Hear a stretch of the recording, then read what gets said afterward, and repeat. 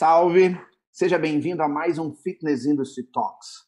Essa iniciativa tem como objetivo produzir conhecimento, levar dicas e informações valiosas sobre o nosso mercado e através das maiores referências e expoentes dos diversos assuntos e temas que viemos trazer. Hoje teremos a oportunidade de estar com Saturno de Souza falando um pouquinho das bases para a construção da liderança. Por que as pessoas te seguiriam?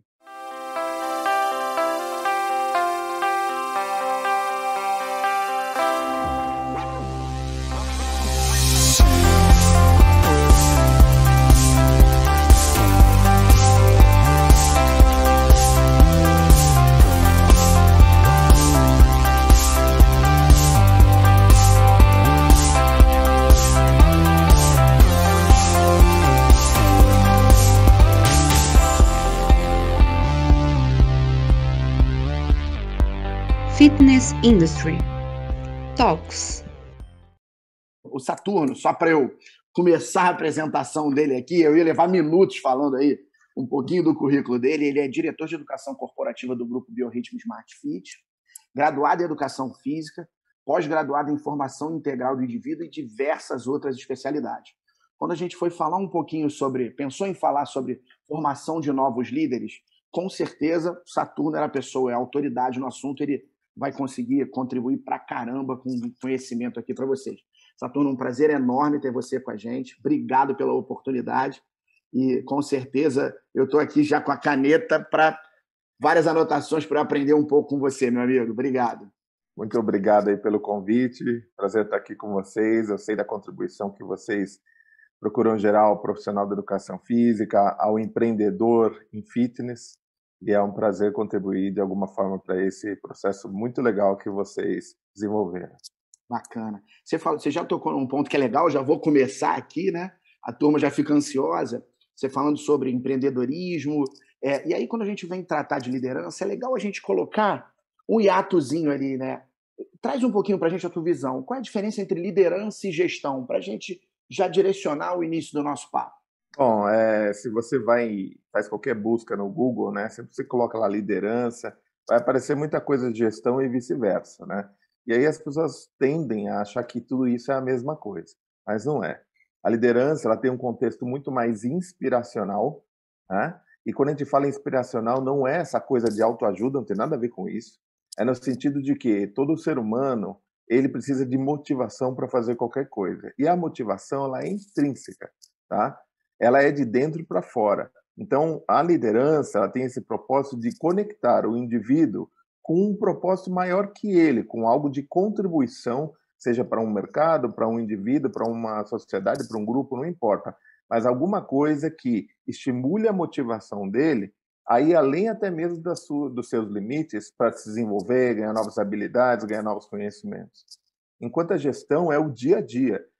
A partir daquilo que nós decidimos ir buscar, que faz sentido para todos nós, como que eu faço isso no dia a dia? Como que eu opero esse dia a dia, né? A partir principalmente das técnicas, processos e sistemas que nós temos. E às vezes todo mundo coloca tudo isso num bolo só, e aí não sai nem liderança e não sai nem gestão, porque são momentos diferentes e formas diferentes de fazer as duas coisas. Não, perfeito, maravilha.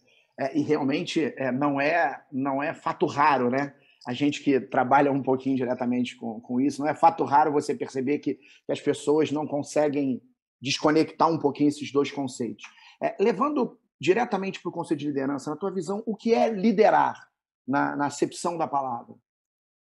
Para mim, liderar, no sentido próprio da palavra, é você conectar o propósito, o desejo de conquista, o desejo de buscar metas do indivíduo a um propósito coletivo, que faz sentido para todos. Então, dentro de uma academia, né? O que uma academia propõe que ela quer contribuir para aquele cliente?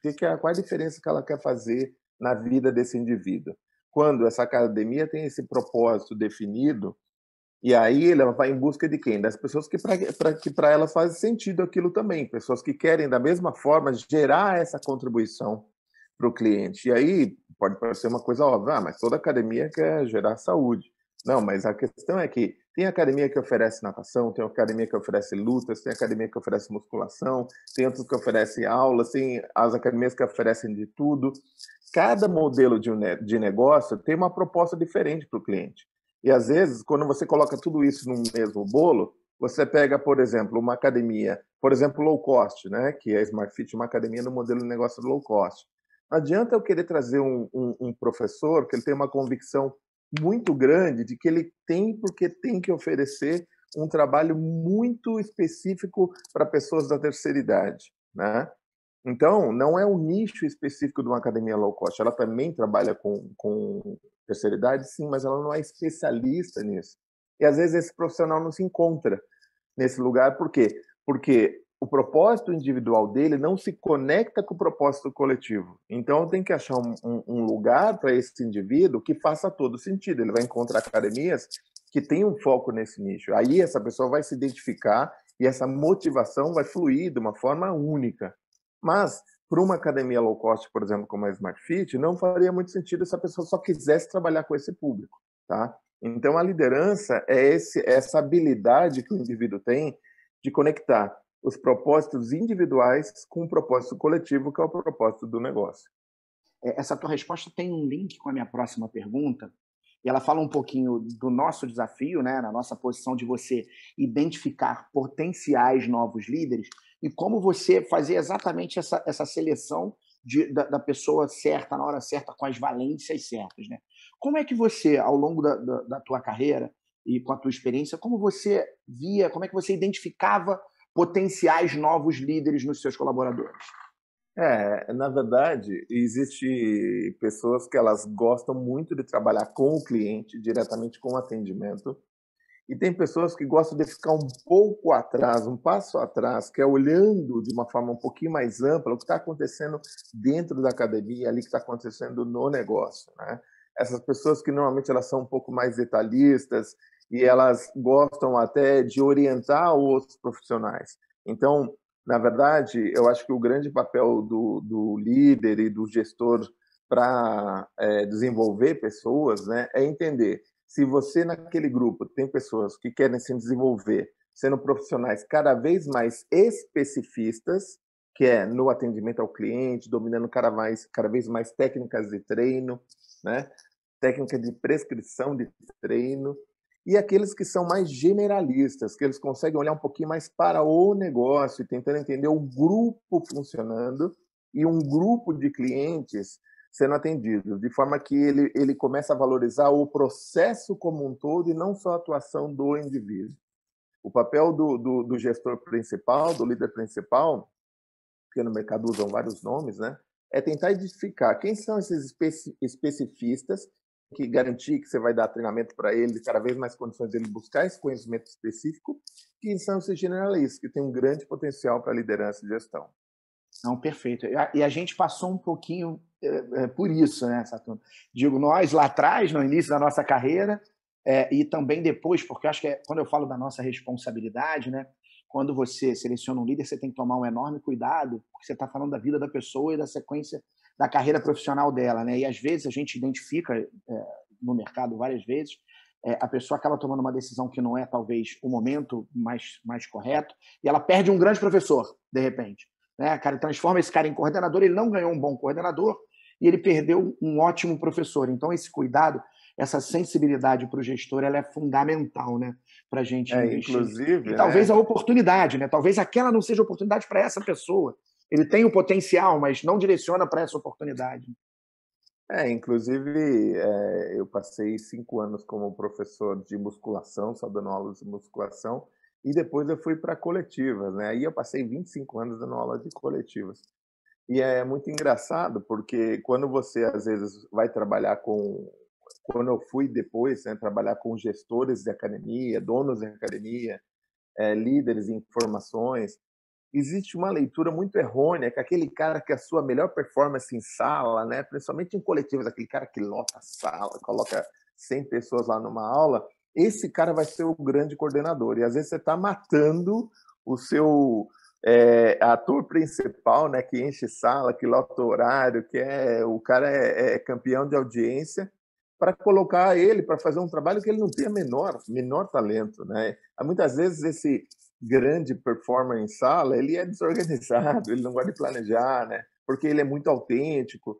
e aí você coloca ele coordenando, e aí você mata a sua aula, porque você perdeu a sua estrela, e ao mesmo tempo você coloca um coordenador que não tem como dar certo, porque a praia dele não é essa, né? E às vezes aquele cara tímido lá, quietão, que os alunos nem conhecem muito, não sabem o nome dele, aquele cara ele tem uma visão sistêmica do negócio que é impressionante. Se você coloca ele no bastidor, fazendo todo o suporte para esse professor que lota a sala, que traz um monte de gente, que fala até com a parede se deixar, ele faz um trabalho excepcional, porque a questão de ambição de cada um é completamente diferente, né? Enquanto um quer muito a ribalta, muito palco, o outro ele quer ver o negócio tendo um desempenho diferenciado. E esse foco pode falar assim, não, quero todo mundo com foco. Não, aquele professor que está focado na sala, se ele entender a contribuição coletiva que ele tem que fazer, já é o bastante, né? Se a gente souber diferenciar isso, a gente coloca cada pecinha no seu lugar certo. Exatamente, é a grande engrenagem, né? E que as pessoas têm habilidades complementares, exatamente como você falou. Vamos falar um pouquinho para as pessoas assim da função em si. Qual o primeiro desafio para um novo líder? Eu acho que o tempo trabalhando com liderança e principalmente treinando novos líderes deixou claro para mim que o erro muito comum é a pessoa desejar a liderança, mas ela não querer abrir mão daquilo que levou ela ao sucesso anteriormente. Então você tem que desapegar daquela função que onde te levou ao sucesso, ao reconhecimento, que alguém olhou e falou: essa pessoa tem potencial para ser um coordenador, gerente, líder, né? Ele tem que desapegar disso. Por quê? Porque ele tem que parar de ser um executor, ele olhar um pouquinho para a equipe dele e ver como essas pessoas estão desempenhando e como ele pode otimizar o desempenho dessas pessoas a partir daquilo que é o objetivo comum que foi combinado, que é o propósito do negócio, né? Se ele não desapegar do ele executar, aquele cara, sai da frente, deixa que eu faço. Esse normalmente não desenvolve a carreira na liderança, porque ele tem que ensinar as pessoas a fazer, ele tem que aprimorar as pessoas no fazer, ele tem que estimular as pessoas no fazer. E para isso ele precisa de tempo, ele precisa se organizar para fazer sessão de feedback, precisa se organizar para fazer reunião, precisa se organizar para ter tudo planilhado, ter dados para falar com as pessoas sobre como o negócio está, qual é o feedback do cliente. Então, onde eu acho que essa transição, né, do eu sou mesmo para líder de um grupo, onde as pessoas erram, elas não dedicarem tempo para contribuir para o outro, entender que não adianta mais você ficar naquele lugar onde você teve sucesso no passado, você tem que desapegar disso e ganhar novas habilidades. Eu sempre falo, né, que novas demandas requerem novas habilidades e a liderança demanda habilidades específicas. Eu costumo dizer, falando um pouquinho sobre isso, para as pessoas é que talvez o maior desafio na minha cabeça, o que eu passei como profissional, foi exatamente essa transição, no português claro, de perder aquela veia do professor, do auleiro, e ganhar uma visão sistêmica, né? Uma visão geral, para que você venha interferir nesse processo. Você passa a ser a pessoa que vai fomentar os demais, que vai entregar a ferramenta para os outros brilharem. É esse o caminho. E isso, no meu processo, foi o que talvez tenha sido o maior dificultador. E aí você vai ganhando tamanho de costas, né? O tempo vai te permitindo compreender isso e depois, obviamente, contribuir com as demais pessoas. Você estava falando de competências e habilidades, e a minha próxima pergunta era exatamente isso, né? E esse paralelo que a gente acabou de falar, ele denota exatamente isso.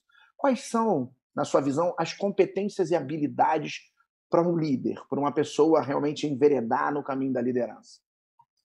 Bom, primeiro ele tem que saber delegar, né? E para ele saber delegar, ele tem que ter muito claro na cabeça dele o que é papel dele e o que ele deve distribuir para a equipe e cobrar, demandar da equipe, né?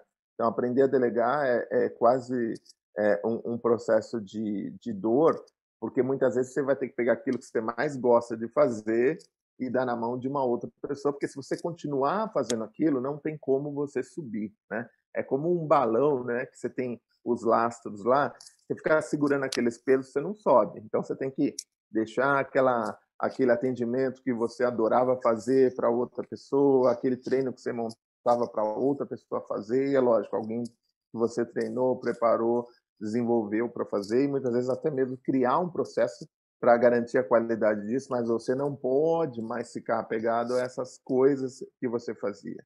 Então, primeiro, aprender a delegar, saber fazer a gestão do tempo é a segunda coisa, porque quando você delega, você ganha tempo. Tempo para quê? Para olhar para o sistêmico, para você pensar, bom, como estão os indicadores do meu negócio? Como estão os indicadores de resultado financeiro? Como estão os indicadores de resultado de satisfação do cliente? Como estão os meus resultados de satisfação dos meus colaboradores, da minha equipe em relação ao meu trabalho?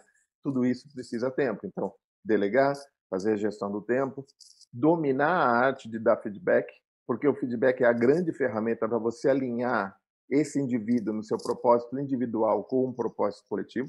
E um bom feedback, a pessoa sai mais motivada, mesmo recebendo um feedback positivo, a buscar desafios, a superar desafios, do que para pedir demissão e ir embora. Né? Então, dar feedback é uma arte. As pessoas acham que dar feedback é só colocar a pessoa lá e falar: ó, você tem que melhorar isso e tem que E não corrigir achem que aquilo. você se prepara do dia para a noite para um feedback, né? Isso é um Exatamente. processo realmente de E entender desenvolvimento. que isso tem que ser periódico, né? Não pode ser só quando ocorrem erros, porque as pessoas precisam tanto da correção quanto também do apoio e do elogio, coisas certas, né? Então são ferramentas fundamentais para o líder, para ele cada vez mais conseguir migrar para esse lugar da visão sistêmica e sair desse lugar da visão um pouquinho mais específica do dia a dia. Perfeito. Olha, voltando um pouquinho no que você falou, não pensem vocês que nós aqui, eu tenho certeza que o Saturno também não sente falta de estar lá dando aula, de ter contato com as pessoas, porque talvez essa saudade é o que mais fica em mim. Eu adorava isso, mas eu acho que a gente teve a oportunidade de talvez ter uma visão mais ampla o meu sentimento é muito de poder contribuir com as outras pessoas nesse sentido. Agora, eu sempre brinco, se eu pudesse, Saturno, uma vez por mês, que é só uma vez por mês, 4 horinhas na sala de musculação ali, pô, tudo bem, boa noite, cara, como é que eu posso te ajudar? Eu acho que eu matava esse meu desejo. Me diz uma coisa, trazendo um pouco para o cenário atual, Saturno, e todos os desafios que nós mesmos não estávamos preparados, eu sempre costumo dizer no bate-papo aqui, informal, que minha avó não viveu isso, minha mãe não viveu isso, esse momento que a gente está vivendo, então não tinha preparo, a gente não tinha livro, a gente não tinha insumo para poder lidar. Quais os novos desafios que os líderes estão enfrentando com esse cenário atual da pandemia, na tua visão? Bom, acho que a questão toda é que agora a gente tem que trabalhar num ambiente onde a gente tem escassez, né? Escassez de quê? De qual escassez que eu estou falando? A escassez de segurança, porque o cliente não sabe se a academia é um ambiente seguro ou não, né? Por mais que tenha um zilhão de publicações aí falando, na prática as pessoas veem todo mundo lá, um perto do outro, as pessoas pegando nos objetos. Então, a escassez de segurança, então o profissional tem que deixar cada vez mais o cliente seguro, e para isso o cliente precisa ver o quê? Ver ele fazendo os protocolos de segurança, ver ele atendendo de máscara, ver ele atendendo com os equipamentos necessários, ver ele chamando a atenção de quando tem um aluno treinando sem máscara, ver ele, o próprio negócio respeitando a quantidade de pessoas por horário.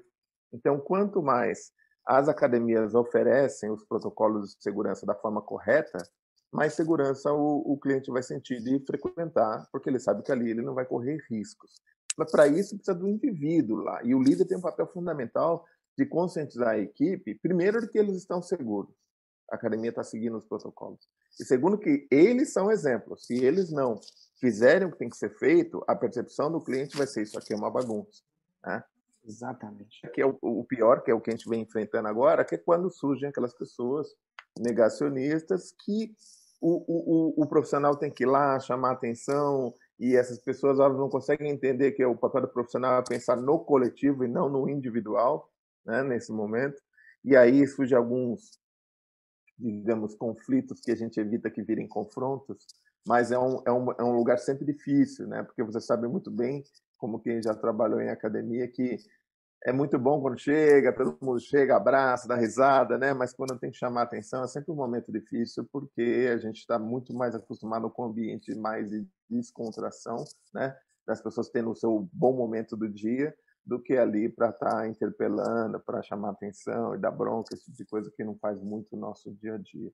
Então, esse desafio. E o segundo desafio do próprio do próprio colaborador hoje está lidando com a incerteza, a gente está lidando com um nível de incerteza do amanhã que a gente nunca viveu historicamente, né? A gente não é a geração que pegou a Segunda Guerra, muito pelo contrário, a gente pegou o pós-guerra que era uma maravilha, né?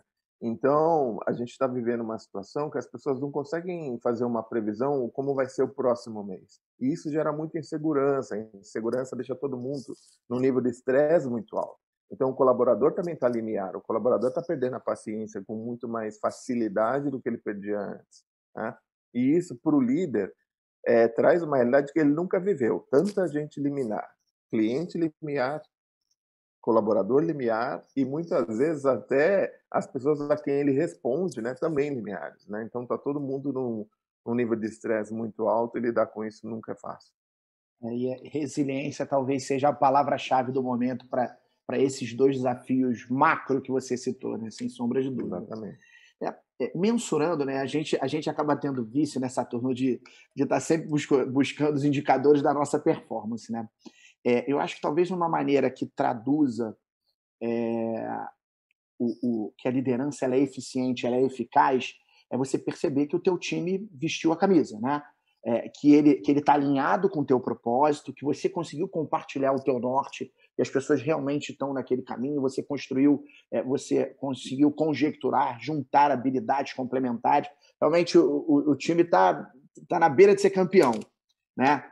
Qual a tua visão sobre isso? Como um líder faz o time vestir a camisa?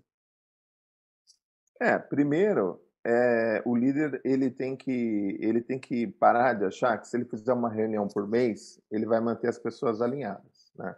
A liderança são as ações consistentes, quase diárias, para que as pessoas percebam, primeiro, que você está lá, junto com elas, à disposição para orientá-las, à disposição para que elas façam perguntas, tirem suas dúvidas, ok?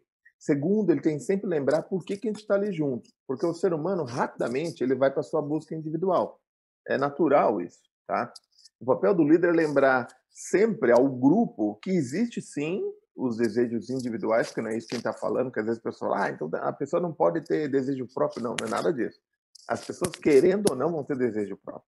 O papel do líder é lembrar que sim, cada um tem o seu desejo, mas existe um desejo coletivo que a gente combinou lá atrás, que ia buscar, né? Então, às vezes, no mês é aumentar o número de prospecção, aumentar o número de visitas, de leads, aumentar o número de avaliações positivas do cliente de uma nota determinada. Então, tem aquele objetivo que nos dá algum norte, né? E aí que entra algo que faz todo sentido com o que você falou. O líder tem que oferecer indicadores para a equipe para ela saber a performance, porque senão a equipe começa a achar que é de acordo com o humor do líder. O líder chegou bem-humorado na academia, está tudo bem. O líder chegou mal-humorado, está tudo ruim. Não, peraí. Quem é que avalia? Quem é que avalia é o cliente. O cliente está falando o quê do serviço? Que está bom, que está ruim, né? Que tipo de avaliação a gente está pegando? Está usando NPS, está usando a avaliação de carinha na recepção? Não importa o indicador, mas qual é o indicador que a gente vai considerar? Porque é sempre o cliente que vai determinar se o serviço está bom ou ruim, e não o humor do líder. A outra coisa são indicadores financeiros do negócio. Porque às vezes o cliente está avaliando bem, mas o indicador financeiro está ruim, não é? Porque está vendendo pouco, porque não está tendo renovação, porque está tendo muito cancelamento, como a gente está vivendo agora por causa da pandemia. Então, quais são esses indicadores? O que a gente coletivamente pode fazer, né, para conseguir buscar? Então, o líder tem que aprender a parar de falar a partir de uma percepção sua. Hoje estou feliz com fulano por causa disso ou não. Para ir para uma percepção de negócio a partir de indicadores. Que indicadores? Satisfação do cliente, indicadores financeiros e satisfação da equipe. Como assim satisfação da equipe? Né? Eu vou ter que perguntar para eles? Sim, mas de uma forma que eles não se exponham, né? A partir de uma avaliação totalmente que eles possam responder e serem sinceros, sem que você saiba quem respondeu o quê. E aí você vai ter um feedback positivo, e é um grande feedback para você corrigir coisas como, por exemplo, a sua abordagem, né? Por exemplo, eu tenho uma característica que eu sou um pouco sarcástico, né? E às vezes a leitura do sarcasmo é muito negativa. E foi com feedbacks de equipe que eu fui corrigindo isso. Porque, lógico, a intenção não era gerar uma percepção negativa, porque ninguém tem essa intenção. Mas como todo mundo tem suas recorrências, né, comportamentais, você não percebe, por exemplo, que o sarcasmo, que foi uma forma que eu descobri na vida para lidar com situações difíceis, também poderia ser agressivo para as pessoas. E foi com feedback de equipe que eu fui corrigindo essas questões de, espera aí, essa pessoa ela é mais sensível, então eu não posso abordar ela fazendo uma piadinha, com ela tem que ser mais formal, né? Essa pessoa é mais contraída, então tudo bem se for numa brincadeira. Então você vai entendendo essas nuances para conseguir que todo mundo interprete você a partir do que você realmente quer falar. E líder quer falar do negócio, né? Eu sempre falo, o líder que acha que ele tem que ser o cara que tem que convidar todo mundo para jantar na casa dele, ele está completamente errado. Você não precisa jantar na casa de ninguém, você não precisa convidar ninguém, você só precisa tratar bem as pessoas com respeito para que elas queiram trazer o melhor delas para aquele lugar onde você é responsável pelos resultados.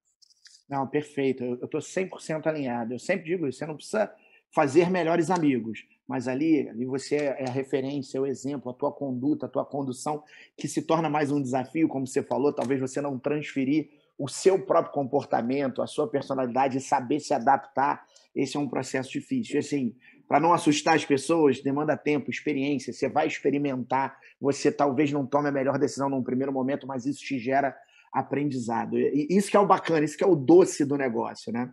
Agora, me fala um pouquinho, Saturno, o que é fit cultural e esse conceito, qual a relação íntima que ele tem com a liderança?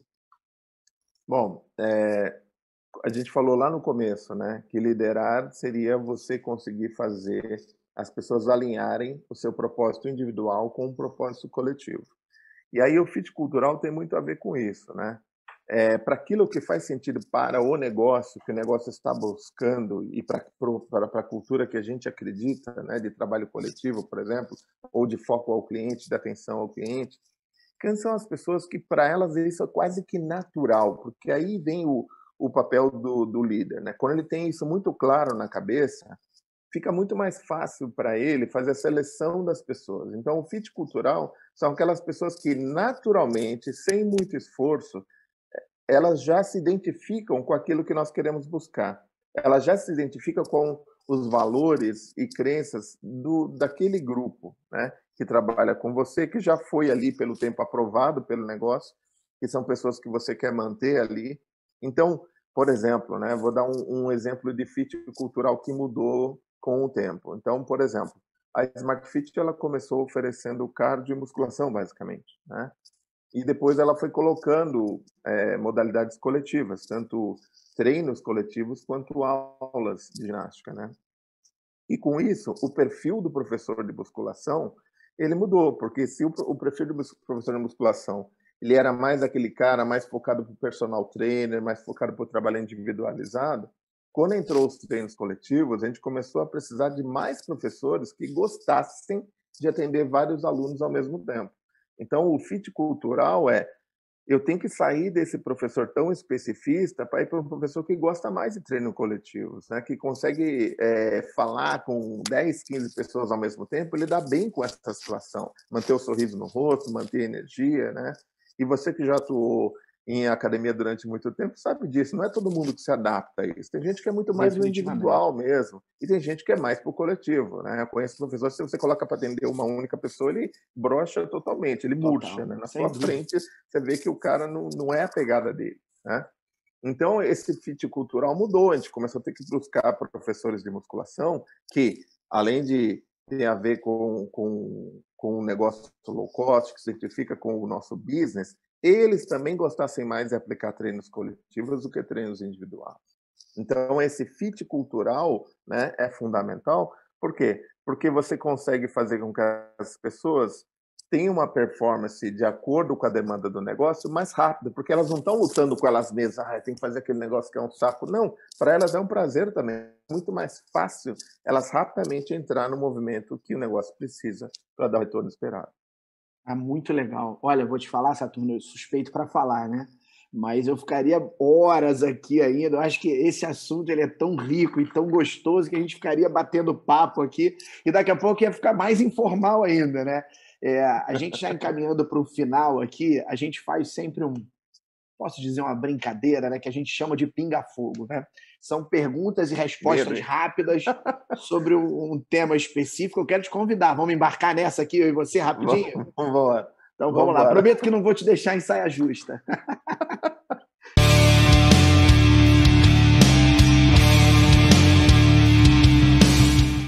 Vamos lá, um filme. Com certeza, Invictus, né? Que fala a história de Nelson Mandela. Para mim, um excelente filme, uma aula de história, uma aula de ser humano, uma aula de como, com o tempo, você pode aprender com os próprios erros, uma aula de resiliência, né? Já que você falou de resiliência. Sem dúvida. Então, Invictus. Maravilhoso. Maravilhosa dica. Para quem ainda não viu, pelo amor de Deus. Um livro. Comece pelo Porquê, do Simon Sinek. Acho que não é a primeira pessoa que cita esse livro. É maravilhoso esse livro, realmente. Assim, você entender como esse processo ocorre, né? De começar do porquê, do significado das coisas. Para um líder é fundamental. Se você entender que todo ser humano se movimenta a partir disso, você rapidamente vai conseguir se moldar para trabalhar melhor com as equipes, entendendo esses vários modelos mentais que existem e como você pode colocar todas em prol de um único propósito. Qualquer conteúdo de Simon Sinek que a gente não erra muito, né? Mas esse livro ele é fantástico, é impressionante. Uma marca que você é fiel, uma marca que te inspira. Olha, eu vou até trazer uma surpresa que eu tive, né, durante a pandemia, né? Eu nunca tinha usado Airbnb. E aí, logo no começo da pandemia, eles tiveram que demitir um quarto do contingente global deles, né? Porque imagina, ramo de turismo numa pandemia. Severamente né? impactado. E aí o CEO do Airbnb fez uma carta para os colaboradores explicando por que ele teria que fazer aquilo e como ele fez, né? Eu acho que para mim foi uma aula de liderança e gestão ali. E aí essa marca ganhou meu carinho, tanto que no final do ano eu resolvi me isolar um pouquinho com a família e fiz via Airbnb pelo carinho que eu ganhei pela marca depois de ver como o CEO tratou a questão das demissões, que nunca é fácil para um líder, né? Demitir pessoas, mas como ele tratou isso e como ele fez isso, para mim foi exemplar. Ver como algumas ações tornam consumidores evangelistas, né? Isso é muito legal. Agora, vamos começar a tornar um pouquinho mais complicado. Um ídolo ou uma referência profissional que você gostaria de citar? Ou os dois? Referência profissional é sempre complicado, porque as pessoas falam assim, pô, falou de fulano e não falou de ciclano. Então, às vezes, é mais fácil você falar de referência que não tem a ver com o nosso mercado, porque assim não gera nenhuma dor, né? Mas eu, particularmente, sou muito fã da forma como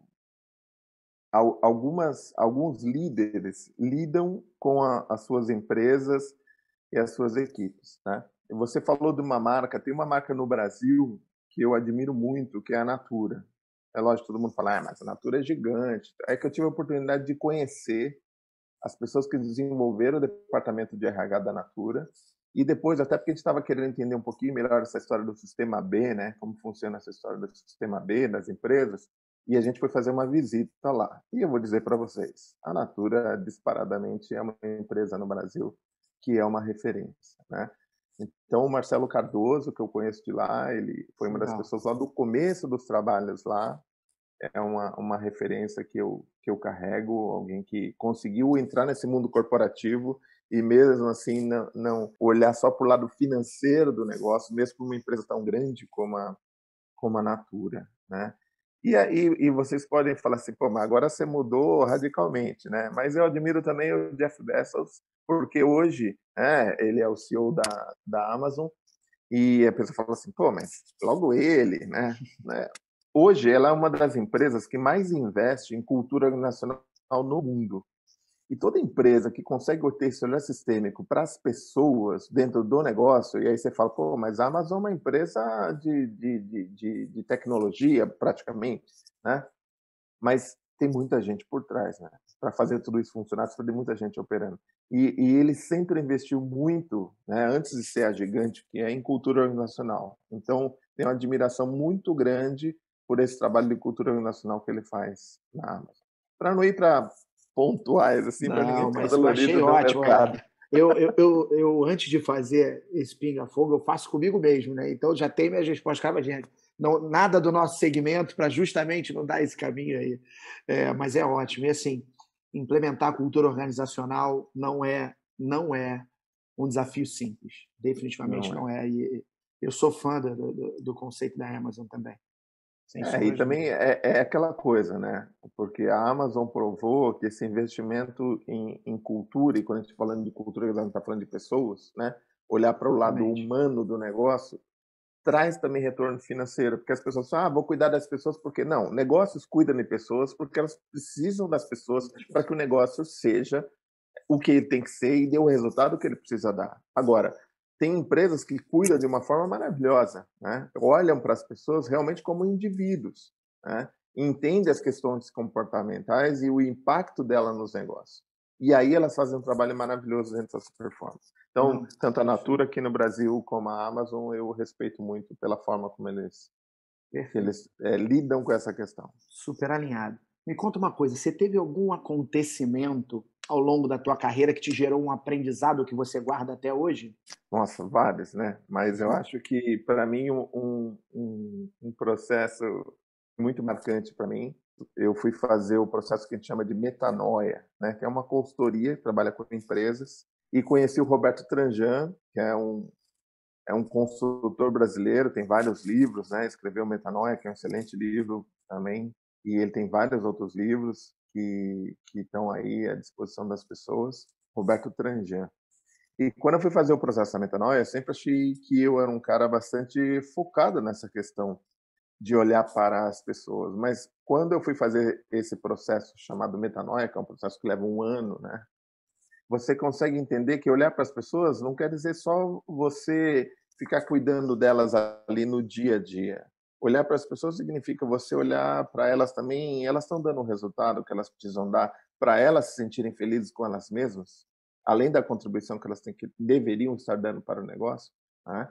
E aí, quando você fala de pessoas, o cliente ele é uma pessoa. Quando você olha para esse indivíduo, você está realmente levando em questão a necessidade dele não verbalizada que o negócio deveria estar entregando, né? Porque é muito difícil a gente falar assim, não, a gente não está entregando um bom negócio. Mas aí quando você começa a falar, tá bom, vou parar dessa análise, digamos assim, carinhosa comigo mesmo, e vou colocar aqui indicadores de satisfação do cliente. E aí quando vem a realidade dura do cliente falando, esperava que o banheiro tivesse mais limpo, esperava que a recepção tivesse sorrindo, esperava que o professor lembrasse de trocar meu treino sem que eu tivesse que ficar pedindo. Aí você começa a falar, peraí. Essa coisa de gostar de pessoas estava muito mal interpretada na minha cabeça. Gostar de pessoas é entender as necessidades delas e entender até onde eu posso atendê-las. E até onde não, ser sincero até comigo, onde não posso atendê-las. E até dentro do meu modelo de negócio, eu falar assim, peraí, esse ponto eu não atendo porque eu não quero atender. Então tem que deixar claro que eu não quero atender isso, porque eu não vou fazer esse serviço, né? Então, desculpa, a minha praia não é trabalhar com criança, eu não vou atender criança, né?